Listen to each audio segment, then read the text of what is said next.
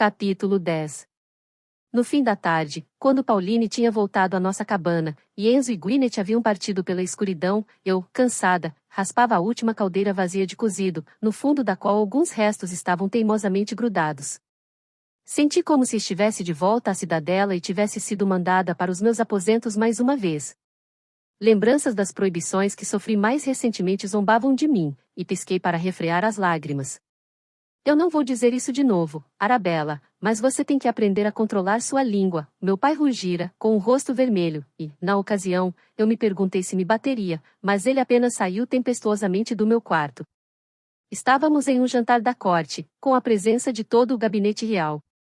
O chanceler estava sentado do outro lado da mesa, na minha frente, usando seu casaco ornamentado em prata, as juntas de seus dedos tão cheias de joias que eu me perguntava se ele não estava tendo alguma dificuldade para erguer o garfo. Quando a conversa se voltou para o assunto de cortes no orçamento e piadas de bêbados daquelas que faziam os soldados caírem de seus cavalos, eu entrei na conversa e disse que se o gabinete juntasse suas joias e quinquilharias, talvez os cofres do tesouro tivessem excedentes.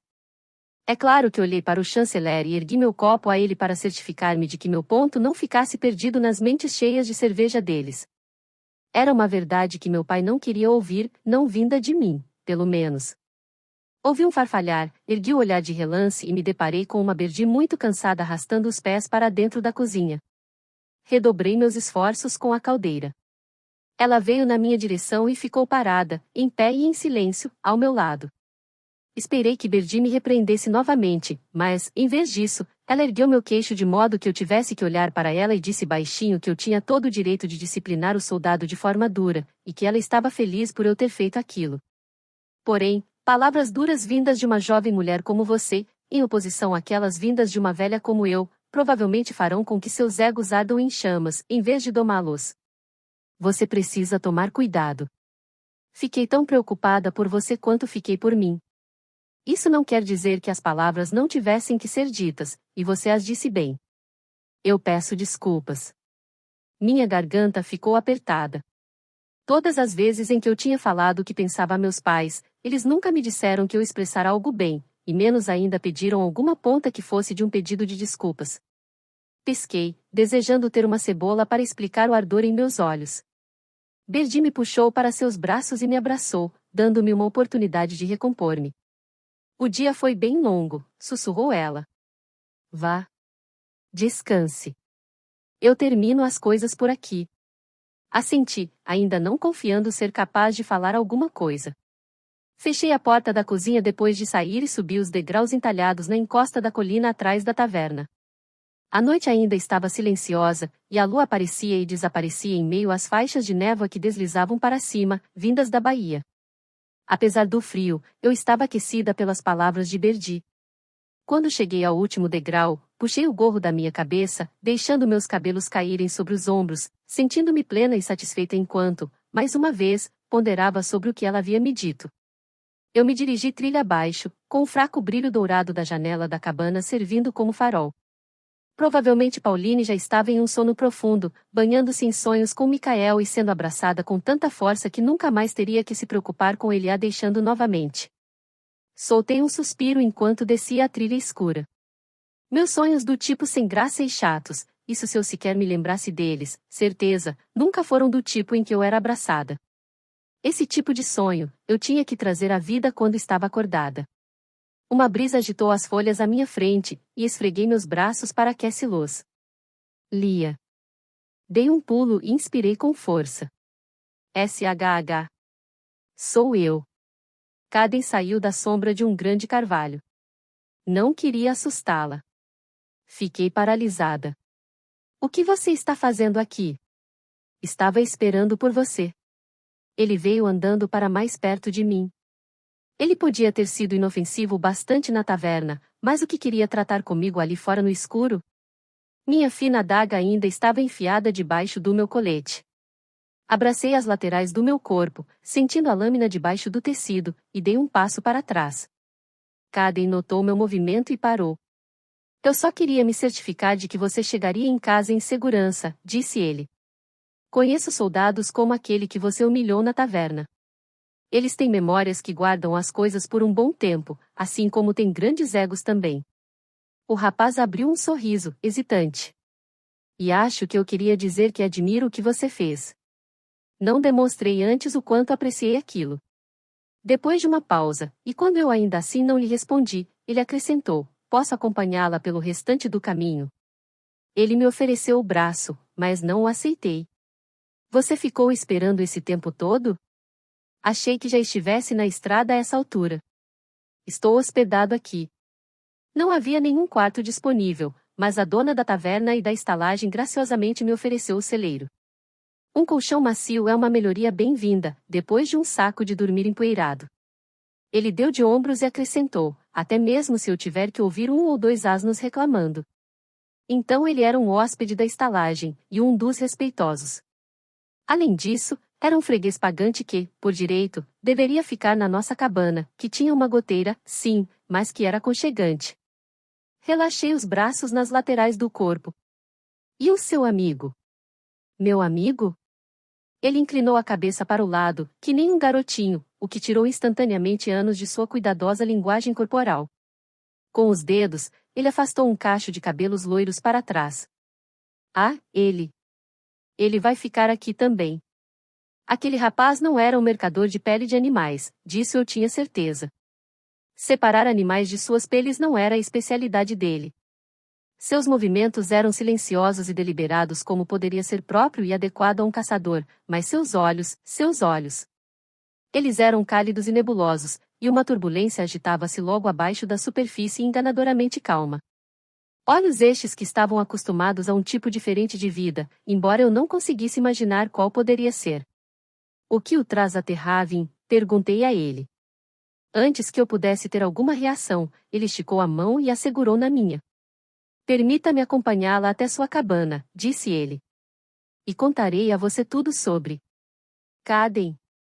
Puxei minha mão para longe da dele, e nos viramos na direção da voz que o chamava na escuridão. A escura silhueta de Raf, apenas a uma curta distância na trilha abaixo, era inconfundível. Ele tinha chegado até nós sem indicar que estava se aproximando, seus movimentos tão sorrateiros quanto os de um gato. Eu pude ver as feições dele enquanto se aproximava vagarosamente de nós. O que foi? Perguntou Caden, cujo tom estava cheio de irritação. Aquela sua égua arisca está dando coices na baia dela no estábulo. Antes que ela cause mais danos, você... Égua não, garanhão, Caden corrigiu-o, ele estava bem quando eu o deixei. Raf deu de ombros. Ele não está bem agora. Imagino que tenha ficado nervoso com as novas acomodações. Ah, ele era cheio de si. Caden balançou a cabeça e saiu, indignado, pelo que fiquei grata. Berdi não ficaria feliz com uma baia destruída no estábulo, isso sem falar que passei a pensar, com preocupação, em como os meus dóceis Otto, 9 de si poderiam lidar com um vizinho tão destrutivo. Passei a gostar muito deles, que estavam ao lado de fora, em uma instrução coberta adjacente ao estábulo, mas apenas uma fina parede de madeira os separava dos animais alojados no celeiro. Em segundos, Caden se foi, e eu e Raf ficamos desconfortavelmente sozinhos, com uma leve brisa agitando as folhas caídas entre nós. Empurrei os cabelos da frente do meu rosto e notei a mudança na aparência dele, cujos cabelos estavam bem penteados e presos para trás, e seu rosto recém-lavado reluzia sob a fraca luz do luar. Suas maçãs do rosto eram pungentes e bronzeadas, e ele estava com uma camisa trocada há pouco tempo.